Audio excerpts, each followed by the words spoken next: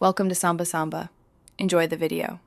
You already have the essentials, so open VS Code and a project folder now. Once done, install or confirm the Python and Jupyter extensions. They provide the kernel picker and notebook UI. Make sure the terminal shows Python version matching the interpreter you want. Next, create a new IPN file in that folder. This links the notebook to your workspace. You'll see the toolbar and a kernel status indicator. That's where execution control begins. You need a matching kernel and environment so outputs are reliable. Click the kernel selector in the top right and pick the interpreter tied to your virtualenv or conda-env. Then install packages using the same environment. Open the integrated terminal so pip or conda targets that interpreter.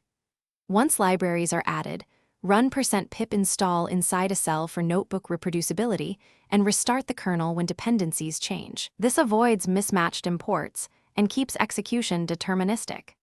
Run cells with Shift+Enter and use run all to enforce a clear execution order. This prevents hidden state errors.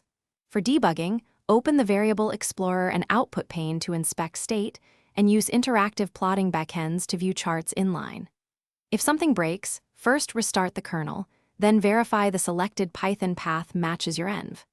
If issues persist, reinstall or update the Jupyter extension, and finally restart VS Code.